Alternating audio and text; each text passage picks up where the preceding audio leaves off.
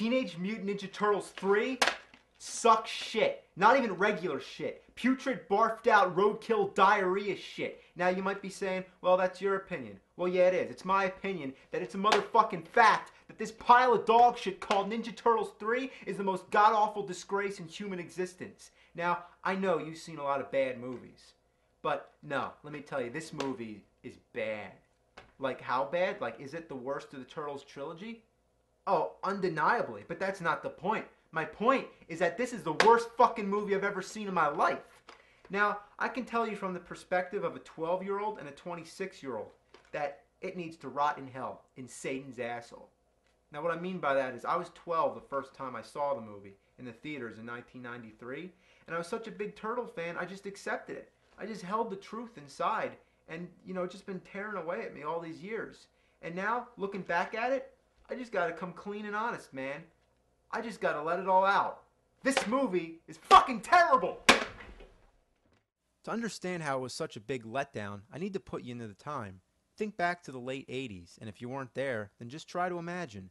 Ninja Turtles were the fucking shit. And I mean they were awesome, and every kid I knew couldn't get enough of them, even though it was everywhere. There were video games, comics, action figures, and of course the cartoon series. In 1990, all this turtle craze would soar to a higher new level. This is when we were given the first big-screen, live-action Ninja Turtle movie. The taglines would say things like, "Lean green and on the screen," and "Hey dudes, this is no cartoon." I was 10, and I can't even describe in words how psyched I was. This was like the big kid version of Ninja Turtles. It was rated PG, it was dark, a little violent, the turtles talked like adults using words like damn. Don't just ninja kick the damn rabbit! Damn! Come back here! I'm not finished with you! Damn! The battle scenes got us all pumped up, and for guys in costumes, it was a pretty great display of physical talent and fight choreography, not to mention those awesome turtle moves. I think of this movie as the end of the 80s and the beginning of the 90s. I can't think of another film at the time that had such a big impact on the youth, and it just reeked of the culture. There was skateboarding, video games, bubblegum, and kids with cigars. Well, bottom line, it was the definitive Turtle movie. Never did I expect another. It ends with the classic confrontation of Splinter and Shredder, much like Obi-Wan and Darth Vader. And they find out who Shredder really is. Splinter flips him over the rail where he falls to his doom. The Foot Clan falls. Everything's resolved at the end, all the loose ends tied. There's no way there'd be a sequel, right? Well, the next year, to my surprise, there was Ninja Turtles 2, The Secret of the Ooze. The jokes were cornier, the fighting scenes were stupider. In what seems like an attempt to tone down the violence, the Turtles, they use all kinds of silly objects as weapons. And besides, they never say damn anymore. But regardless, it had all us kids going crazy. It felt like it was a necessary sequel since it advanced the story further, and it pit the Turtles up against other mutants, made by the same ooze that mutated them. So, they met their match. In the first movie, they only fought humans, but during the cartoon, they were fighting all kinds of other mutant characters. So we thought that this was going to be the live-action version of Bebop and Rocksteady. But we got instead were two new characters named Tokka and Razar. Nevertheless, all my friends at school still called them Bebop and Rocksteady, even though it's kind of obvious that Bebop and Rocksteady were a rhinoceros and a warthog, while Tokka and Razar were a snapping turtle and a wolf. Well, that's true, but the real reason a lot of us called them Bebop and Rocksteady was because we were attached to the TV series and the line of action figures, so we wanted the movies to represent those characters. So now that a Ninja Turtles sequel existed, we knew at this point that there was going to be another. This wasn't just a one-movie deal, this was going to be a series, and we would get to see live-action incarnations of many of our favorite characters yet to come. Or maybe not. We had to wait another 2 years before another Ninja Turtle movie was finally announced. So we're thinking, well, because they're taking so much longer on this one, it's going to be incredible. I remember actually having dreams about going to see Turtles 3, and then waking up and being pissed off that it wasn't real. The wait was fucking killing me. There's already a third Ninja Turtles game on Nintendo, The Manhattan Project. Would that be the subtitle of the movie too? My friends and I all debated what it would be. Would it be Ninja Turtles 3, The Advent of Krang, Ninja Turtles 3, The Revenge of Shredder, Ninja Turtles 3, Enter Dimension X, Ninja Turtles 3, Here Comes the Technodrome? Well, no, we were far off. It was like landing on the zero in roulette. everyone fucking loses. The movie had no subtitle at all. While today, whenever I bring up the film, often people insist that there was a subtitle, Turtles in Time. But to clear that up once and for all, Turtles in Time was the name of the video game, and it had nothing to do with that awful movie. Yes, in the movie they go back in time, but it's to ancient Japan, while in the game they go back to several different times, as well as the future. It was the second Turtles game in the arcade, and it was also on Super Nintendo, known as Turtles 4. But back to my question, why was there no subtitle in the movie? They subtitled the last movie. Well, I have an answer. Look under that title. You see that blank, empty space? Let that be an indication of the blank, empty imagination employed within, and the void it left in our hearts. So who's the villain in this movie? Is it going to be Krang? Since even the first movie we've been hoping for him. Aside from Shredder, he's the main villain in the show. So will it be A, Krang, B, Baxter Stockman, C, the Rat King, D, Leatherhead, E, all the above? Well, the answer is none of the above. The answer is just a big fuck you to all the kids who are waiting so anxiously to see their favorite characters on the big screen. Then you think, well, Shredder's got to be in it, right? Nope, not even him. Well, there's even more reason to bring him back, because at the end of Turtles 2, Shredder uses the last vial of ooze to turn himself into Super Shredder. Now, Super Shredder was awesome, because he was like a monster, but you only see a little bit of him since he's under the dock, all shrouded in darkness. There's no way the Turtles can even fight him. Remember back to the first movie? They couldn't even beat regular Shredder. Splinter had to take him out. And at this time, in an anticlimactic end, Shredder does himself in by ripping apart the dock. Now, think about this. Would he really die by having a dock collapse on him? In the first movie, he falls into a garbage truck. Casey Jones activates the compactor and crushes the fuck out of him. Now, he comes back in the second movie alive and well. Now, if he can survive that, why can't he survive some falling beams of wood? And besides, this time he's Super Shredder. Wouldn't you have liked to see Super Shredder come back in Turtles 3? Well, that's what I was hoping for, but too bad. Make way for this samurai and this guy on a horse. Yeah, these are our villains of Turtles 3. Norinaga and Walker. I've never heard of them before. Now, you have this huge stockpile of memorable villains from the comics, the TV series, the video games, the action figures, all that, and they just go ahead and bring in two uninspired, stereotyped, mediocre villains. I mean, come on! This is the best they could come up with? Are you shitting me up the ass? And you might say, well, Shredder can't be in it because it takes place in ancient Japan. Well, you know what? That's my fucking point. The movie shouldn't have taken place in ancient Japan. Like, wow, that's original, isn't it? That's never been done a million times already. So now hopefully you can relate to how disappointing this was. But to really understand how inhumanely atrocious this shitload of fuck is, then we need to go over this movie and cover the basics. As usual, the best place to start is the beginning.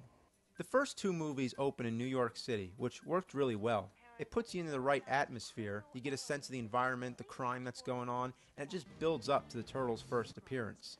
Seeing the movies as a kid, it was like, they're coming, any minute. But the third movie begins in ancient Japan, and you know that at this point, it doesn't have anything to do with the Turtles yet. You're just watching some pointless scene with samurais on a horse. Do you feel like you're watching a Ninja Turtles movie? No, you don't. You feel like you're watching some cliché samurai movie. I mean, come on. Could this be any more stock? Maybe if they made it take place in the Old West instead and they began with a train robbery. That's the only way it could be more shallow. Then what happens? It uses a subway train as a transition, like we've never seen that, and it cuts to the sewers. And of course, now the Turtles abruptly show up, but take a look back to how the last two movies reveal them. In the first Turtle movie, we don't see them right away. First, we see a weapon smash out the streetlight, which we can identify as Raphael's sai. Then we see nothing but darkness, but we can hear the Turtles beating up the bad guys. Next, we see a little glimpse from the sewer hole. Then we see their shadows. And we know at this moment that right when they come around that corner, we are about to see for the first time the live-action Teenage Mutant Ninja Turtles on the big screen. But no, wait, in mid-jump, the title screen comes up, and then the suspense is delayed even further. Come on. Come on. Yeah, look at that. It's awesome. Totally radical. Now that's how you do it. Now let's take a look at the second movie now. It's a little more abrupt, but it works in a different sort of way. This one doesn't rely on suspense, or at least not in the same way. You can say that you're already in suspense as soon as the movie begins. I know I was. I mean, you're thinking, come on, where's the turtles? Who's this guy fighting the bad guys? We don't want him, we want the turtles. And then when those thugs all gang up on him, we know he's in deep shit. And what better time than now? There they are, in the background, out of focus. And then they jump into the air and freeze frame. At this moment, the theater just erupts into a high-pitched wail, kids screaming and applauding, just, going crazy. It was one of the most exciting moments I ever had in a cinema. Now just look at that. How's that for a title screen? Not only are all 4 turtles in the frame, every one of them's up in the air. Now, how's the third movie begin? Well, the turtles just come in dancing to ZZ Top. No build-up, no scenario, no creativity, no fucking thought whatsoever. Now, just look at the turtles. They look like shit. Even the voice acting's horrible. The animatronics suck too. They talk like sock puppets. Watch Leonardo's mouth. Hey, what's that, April? Hey, what's that, April? Now look at Raph. But, things might get a little nuts. I might forget. Is this movie made for little kids? Well, I guess it is, so the joke's on me. The worst of all is Splinter. He looks like fucking roadkill. And I guess they never finished him because you only see his upper body. He's like a puppet that should be used on Sesame Street. Even worse is his voice. Have patience, my son. What an assload of fuck. Well, everything sucks. Now, the plot of the movie is, I don't know, I think April buys some lantern from an antique shop and that makes him go back in time. The imagination's just overwhelming. So the turtles are in ancient Japan, Michelangelo gets captured, and then they have to rescue him and get back to their present time. There's not as many fighting scenes either. Just to prove my case, let's look back at the other movies and count all the battles, but only the ones with the turtles. In Turtles 1, there's Raph versus Casey, that's 1. Raph rescuing April from the Foot Clan, that's 2. Raph on the rooftops and the rest of the turtles joining in, that's 3. And the final battle, all the turtles against the Foot Clan and then Shredder. Well, we can count that as one final battle. So that's 4 battles and 2 of which involve all the turtles. So let's go to Turtles 2. We have the first battle in the shopping center, that's 1. Then the fight at the lab, that's 2. Raph in the junkyard, 3. Then rescuing Raph in the junkyard and facing Toka and Razar, 4. Then the final club scene, so that's 5 battles and 4 of which have all the turtles. In Turtles 3, there's the fight in the dungeon with no Michelangelo, well, anyway, that's 1. Then there's the fight at the river, again, no Michelangelo, so that's 2. Then there's the final fight with all the turtles, so only 3 battles in the whole movie and only 1 in which Michelangelo's involved. And that pissed me off because he was my favorite turtle. Some of the concepts are just ridiculous. Like when April's thrown in the dungeon, she looks over at this guy next to her and she says, Casey? Okay, so you're saying that Casey Jones had an ancestor in Japan? Well, even if I'm going to accept that, why does she call him Casey? Like he's going to respond? And then, just to push this scene over the edge of mockery, they have this rat creep in. And April says, Yeah, you look familiar too. What? You don't mean... Oh my god, they do. I swear, I didn't make this edit. The movie actually fades from the rat to Splinter, implying that that rat is Splinter's ancestor. Now, April never ceases to amaze me. Of course the fucking rat looks familiar. It's a rat. I can't tell one rat from another. And of all the rats that can be crawling around that dungeon, how does that one just happen to be it? And I gotta say, all the planets must have lined up. April meets both Casey and Splinter's ancestor in a matter of seconds. And I can accept Splinter because it's Japan and that's where he's from. But both of them? That's the biggest fucking coincidence I ever heard in my life. You know what other part I can't stand? This. That turtle duck thing is really getting old. I mean, it was cool the first time, but geez, it's enough of that shit. So is there anything I like? Well, I kind of hate to admit it, but when they're dancing to Tarzan Boy, that's the highlight of the movie. Come on! Hey! Come on, yeah! All the turtle movies are full of bad jokes and constant references to movies or TV shows, but this one just takes it another step to absurdity. The other ones were corny, but this is beyond corny. The recurring joke is Wet Willy time. It's Wet Willy time. Pretty bad, but without ranting on forever about this crap, I'm going to round up my personal top 10 worst lines from Ninja Turtles 3. Number 10. I think I swallowed a frog. I hope it wasn't an ancestor. He swallowed a frog and he hopes it's not an ancestor. Guess that's why they're turtles. Number 9. Well, Mr. Three Stooges. Yeah, Larry, Curly. And Moe. So, just in case we don't know the names of the Three Stooges, be sure to say them all. Number 8. Wow, a Legorama. Swing. No comment there. Number 7. It's Star Trek time, guys. It's Star Trek time. Number 6. What if we make like a cosmic U-turn and end up back in Godzilla land? Funny, get it? Japan, Godzilla land. Number 5. Oh, it's hammer time. Oh, God. Number 4. Did you hear what he called me, Leo? Yeah, an ugly lump of dung. Whoa, that was an insult, Leo. Not necessarily, Raph. Did you know that in some countries, dung is used as a fuel source? Oh, so that makes it a whole lot better. He called Raph a fuel source. I'm sure that's what he meant, too, right? Number 3. We're turtles, friend. The Teenage Mutant Ninja variety. Sleazeball. Yeah. Okay, the line was bad enough, but look at how the turtles react to it. Like, yeah, he really told him off. Alright, number 2, and I'm warning you, it's about to get really bad now. Listen to this one. Hey, you were expecting maybe the Addams Family? I remember seeing that line in the commercial, and I couldn't even believe he said it. It's not really even a joke that makes any kind of satirical sense. Was I expecting the Addams Family?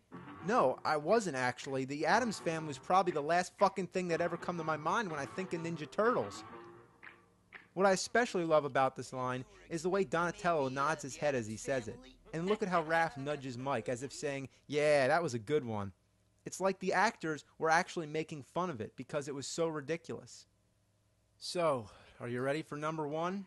Because I don't think I am. Nothing can prepare you for this. Are you sure? You ready? Alright. Behold, the number 1 worst, most god-awful movie quote of all time. Help, I'm a turtle and I can't get up. Ugh. I still can't believe it. Did he really say that? Help, I'm a turtle and I can't get up. Ugh.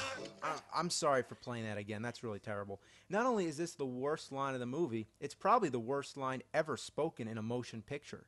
And believe it or not, this line was in the commercials too. And even worse, I distinctly remember in the theater, everyone laughed. I mean, come on. It's not funny.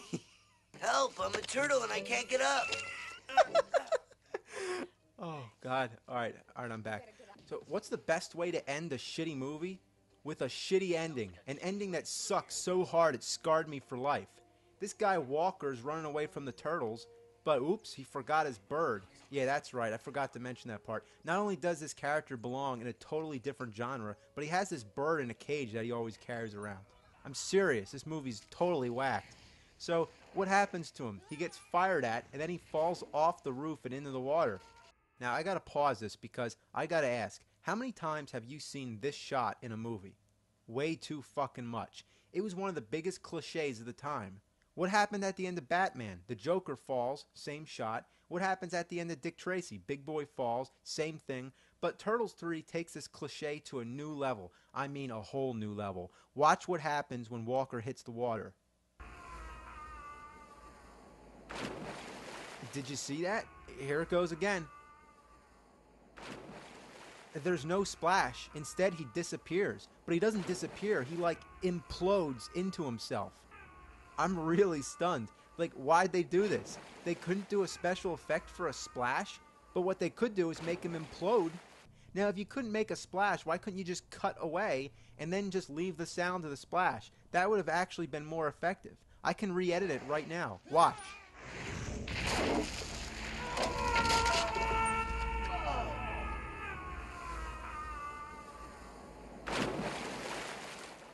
See? That's all they had to do. So why make the weird imploding effect? What were they thinking? Now to top off the whole thing and carry on in the tradition of Splinter telling a joke at the end, what do? The worst fucking joke ever to close the worst fucking movie ever. But right before we hear what Splinter says, let's go back to Turtles 1 again. The joke in the first movie is Cowabunga. Cowabunga. Alright, acceptable. I made a funny. Now let's go to Turtles 2. Go, Ninja, go! I made another funny. Can it get any worse than that? Yes, it can. Behold, Splinter's last joke in the Turtles trilogy. Yo, dude. Huh? Yo, dude.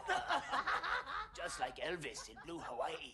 What a way to end the series. Would there be a follow-up? Would there be a Turtles 4? Fuck no, not after that. It's amazing how it went downhill. The first movie, watching it today, it's still a satisfying experience. It's a good movie. I mean, it's no masterpiece, but it's entertaining, and it leaves you with a happy feeling after watching it. The second one's funny. I mean, it's so bad it's great. But Turtles 3 is just so bad it's bad. Yeah, Turtles 2 had its share of stupidity, like when they crash through a wall and they find out that Vanilla Ice happens to be performing at a club right next door to the bad guy's hideout, and he's able to just bust out a ninja rap all of a sudden. It's retarded, yes, but it's hysterical. It's a guilty pleasure. Now, Turtles 3, it just makes me feel embarrassed. Like, watching it actually makes me cringe. I feel like I have to turn the volume down and face the TV toward the wall and watch in a dark corner somewhere where nobody will ever know. It just leaves you with a bad, bad feeling. Like this movie should not exist. Cowabunga. Cow a fucking piece of dog shit. I'd rather watch crap oozing out of a buffalo's asshole. I'd rather fucking puke diarrhea up my dick. It fucking sucks so much fucking suck it fucks. It fucking sucks so much cocksucker motherfucker bullfuck that, well, something must be done.